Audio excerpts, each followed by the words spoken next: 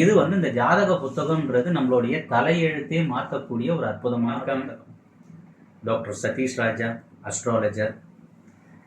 பொதுவாக நம்மளுடைய இந்த ஜாதகம் அப்படின்னு சொல்லுவாங்க. அந்த காலத்துலலாம் பார்த்தீங்கன்னா, நானும் சின்ன பிள்ளையாக இருக்கும்போது எங்கள் தாத்தா பாட்டி அப்பாலாம் என்ன பண்ணுவாங்க, பிள்ளை பிறந்த உடனே 1 வருடம் இல்லைன்னா 5 வருடம் கழித்து அந்த பிள்ளைக்கு ஒரு ஜாதக புத்தகம் போடுவாங்க. அப்போல்லாம் அந்த காலத்தில் கையால் எழுதுறது ஜாதக புத்தகம். இப்போல்லாம் நம்ம கம்ப்யூட்டர் மாடலில் நிறைய புத்தகங்கள் வடிவில் வருது. அந்த ஜாதக புத்தகம் ஒரு மனிதனுடைய ஆயுளை இன்க்ரீஸ் பண்ணும்.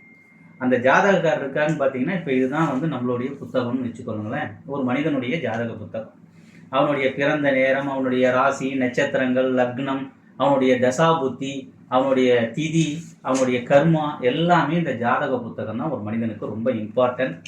அந்த ஜாதக புத்தகத்தை ஒரு குடும்பத்தில் ஒரு 4 பேர் இருக்கீங்க, 5 பேர் இருக்கீங்கன்னா அந்த புத்தகத்தை பராமரிக்கிறது ரொம்ப சிறப்பு.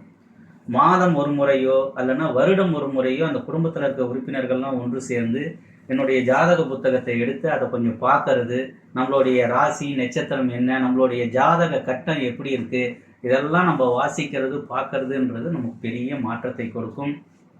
அந்த காலத்தில் ஒரு வீட்டில் 10 பேர் இருந்தாங்கன்னா கூட 10 ஜாதக புத்தகம் இருக்கும்.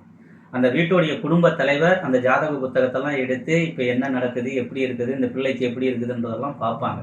இது இந்த ஜாதக புத்தகம்ன்றது நம்மளுடைய தலையெழுத்தே மாற்றக்கூடிய ஒரு அற்புதமான புத்தகம். நீங்கள் நம்ம இந்தியாவில் தமிழ்நாட்டில் போனீங்கன்னா, திருச்சிக்கு பக்கத்தில் பிரம்மபுரீஸ்வரன் ஒரு கோவில் ஒன்று இருக்குது, பிரம்மாவுடைய கோவில்.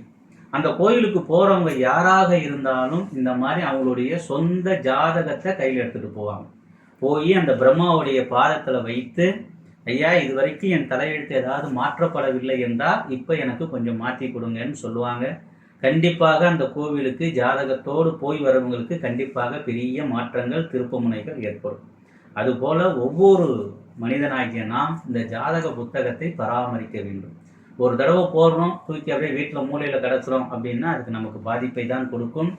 இதை நம்ம அற்புதமாக பராமரிக்கிறது நம்மளுடைய வாழ்க்கையில் பல மாற்றங்களை நமக்கு தரும்.